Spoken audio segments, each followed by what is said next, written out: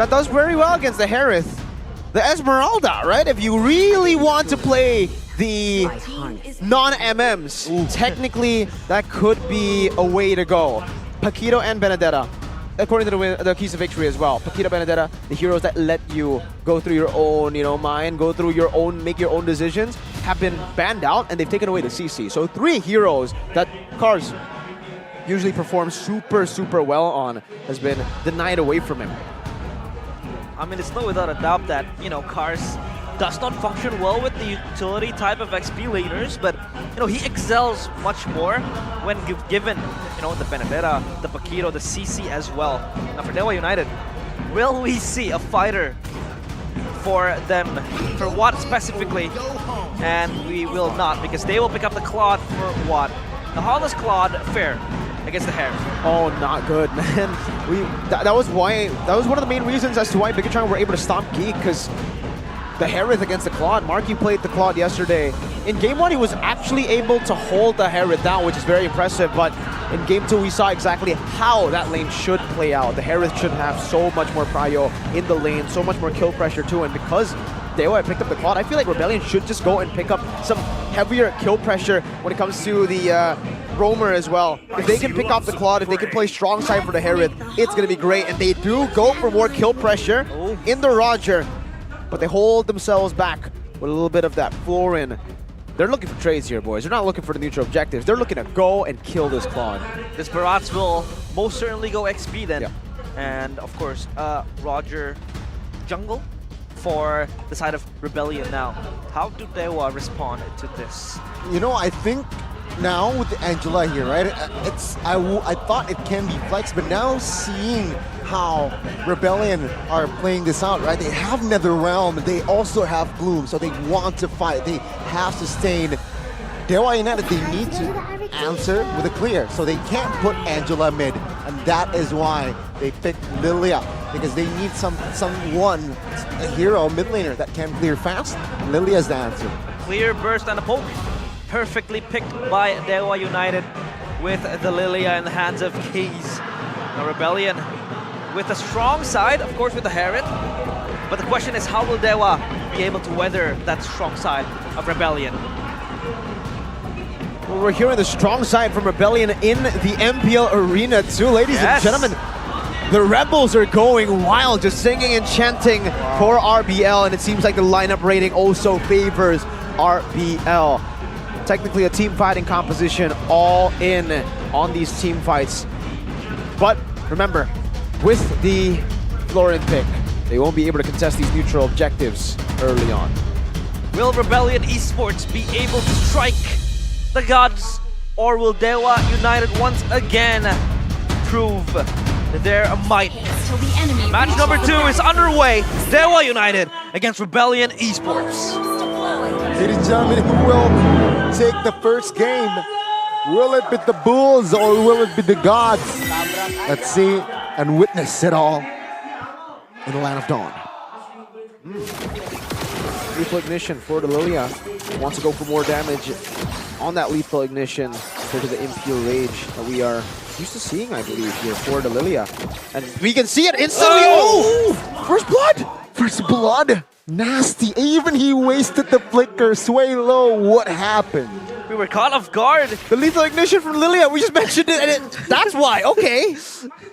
We did not expect that first blood would come, but yeah, you do have extra burst, extra damage with the Lethal Ignition, and Case was just able to nail that towards Sway low. They lose first blood. And Dewa feels like they have prio on midline.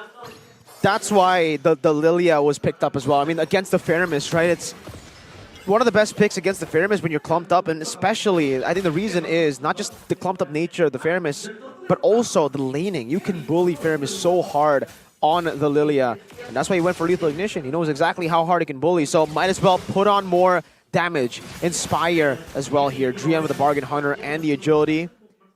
D going for the same. Nothing too crazy other than that though. Everything very, very standard. It's a 1v1 up top. He has it immune with a Purify. Oh my god, Vincent almost finding the equalizer there. Kill-wise, no. See here, both actually having trading blows. Cars quite low as well in the bottom side of the map now. Swaylo also enters the fray in that lane, trying to get level 4. But Predrin is already in the turtle area. Trading blows across the map, mid and bot side. They're able to take down the HP bars now. Attention towards the turtle. Of course, a strong side with a Appraisal's Wrath will secure the turtle. But they want to fight here. Rebellion, do they though? No. Answer is no. They have less EXP. They will not commit an overstep. Down prediction presented by Samsung Galaxy S24 series here. Only Gani with Rebellion. Wow. Almost unanimous. Almost unanimous. We could have had 2 matches. Unanimous Gani. Thanks for breaking the pattern, Gani. But yeah, back to the action. It's a slow start up top. Both gold laners for both marksmen. And contrary to his comment, what has picked up this Claude? Now, how does this Claude play around this composition, especially when Harith can just bully you in lane? Well, he's doing a good job actually now. He's just farming and he's utilizing the battle mirror image very, very well to dodge away from the synchro vision and to dodge away from the kill pressure that the Harith has. So I think D hasn't been playing this lane too well. Watts has actually been out laning him for now. Ooh. Oh, they want to commit on towards Vincent now, who is actually isolated, taunted as well. Now, with another round, it actually gives him more sustain, but silence! Oh. And Appraisal's Wrath, boink! On towards Vincent's head. Now it's actually going to be Swaylo, the target. Flickers out, but actually they have more range with the Watt. With the bullets as well, finding the extra 2 kills. Rumble in the jungle, and in Rebellion's jungle no less. Now the Corral D could be the next victim. Oh, he is now in a very tough position. Audi, though, is there to assist him. Watt, he wants to focus on towards the shield turret. Cars from the bottom side of the map actually rotated towards the top, but does not get anything. 3 kills still for Dewa United. So the slow build-up of damage and slow build-up of the gold lead for Dewa. You can see, though, that big parts of the gold is actually on Drion for now. 405 ahead of the Florin. So not anything too crazy for now. RBL can still weather the storm and look for their power spikes in the mid-game with the Harith and the Roger, and that certainly will spell trouble for Dewa. But if Dewa consistently plays this way and gets a snowball going with the neutral objectives, it's going to be tough. Let's see here, Dewa United. Oh, still now second neutral objective on the board now. Oh, Shaman Force popped. Taunted though, Nether Realm popped everything on the board. He's quite low. Escaped from that onslaught. But now he's actually Rebellion wants to counter engage. Gary taken down first as Dewa United. No response. It's a turtle for a kill. Good stampede from Swaylo, pulling 2 back towards the middle of the fight. And Rebellion lose the turtle, but they're able to get their first kill down on the board. And now trying to just run rampant towards the purple buff of Gary. They have control now, stabilizing the lead slowly, but Dewa United will respond soon. To your top side is actually D, going up against Leon. Watt though? Oh, immobilized. No mana! Now Audi reinforcing with the help of Swaylo. Does not want to commit here as Dewa United also does not want to overstep. Swaylo's actively roaming around the map looking for picks and assisting his teammates to just win out the fights and the skirmishes provided in each of the side lanes, but Dewa, they're able to just hold on and not give Swaylo that chance. You can see the instant rotation. 3v3 top side is structure here is going to be the target. 3 on pull back. Oh, Shaman Force invested as well. Let's see here as Kaze is already showing as well. But Dewa United, it seems like they do not want to fight. For Rebellion, they actually do really good in team fights. So for Dewa, especially in the early game, I feel like they need to build that snowball just by going for neutral objectives, getting it, and then backing away. Because I think for Kaze and Watt, they're very clear item power spikes that they need to be waiting for. Even for Kimura, before they can win out in these team fights, and the way that they take team fights as well, it cannot be the same way that they took the team fight earlier with the second turtle. They went in, they went for the all-in, and it did not work out. You do not do that against Rebellion. Rebellion can play that initial team fight so well with the healing that they have. So Dewa, it's going to be a bit tougher on them to win out these team fights. They have to go back and forth, baiting out these resources from Rebellion, and then re-engaging at the right time. This time it favors actually Rebellion side. Hitona as well connecting on towards Gary to secure the neutral objective. And after that, very disciplined Rebellion Does not want to engage a fight. Playing it safe. And Dewa actually also gets to stay with the Angela. I mean, Rian has completed his photo, so that could really ramp up the healing needed. But so far, it's just a trade of blows, both sides across the map. Just trying to reclaim every neutral and every resource they can. It's an interesting start for the Harith. So, this is the norm, actually, the Feather of Heaven start. But yesterday, in game 1, I believe, Eman actually went for Starlium, first item. So this game, he's going to be dealing way more consistent damage because he will be going for these team fights early on.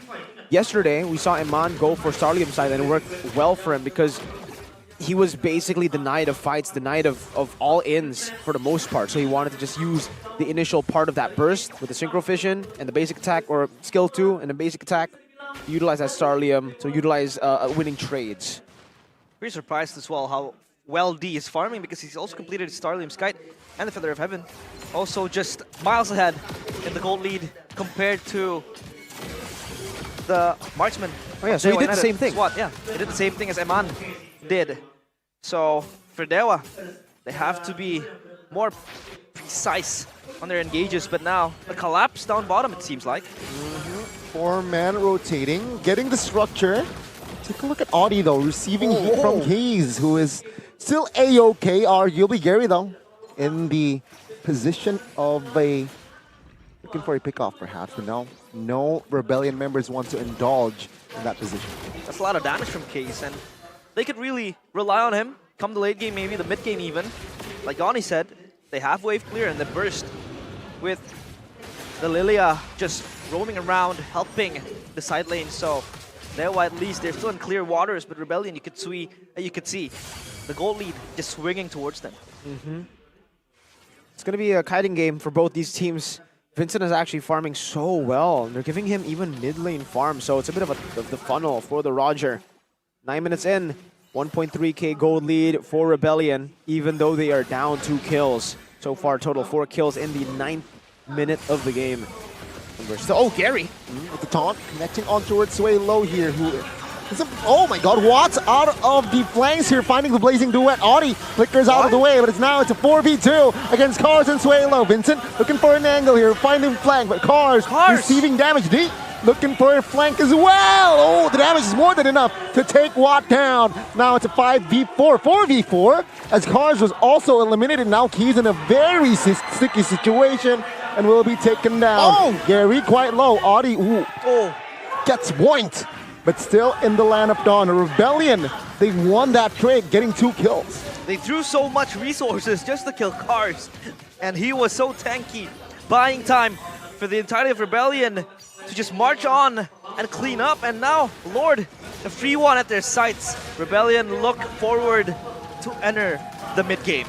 That was almost bad for Rebellion, but luckily, even without Vincent, they were able to outdamage Dewa because they've actually baited a lot of the resources before that, and Dewa weren't able to really kite back, giving D such a good moment to use the Zaman Force to end the team fight, basically. You can see a brawl build for the Roger, the War Axe into the Thunderbelt, into the Endless Battle, which really wants to stay in these team fights for a long time. But earlier, Vincent, he went for Fredrin instead of helping the rest of his team while the Fredrin was running away, and I thought because of that they would lose, but I forgot that D came in late, so he was, oh my god, holy crystal, 10th minute.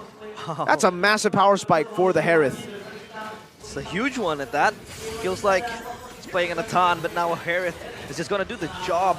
It's the Lord still trying to be caressed towards the bottom side.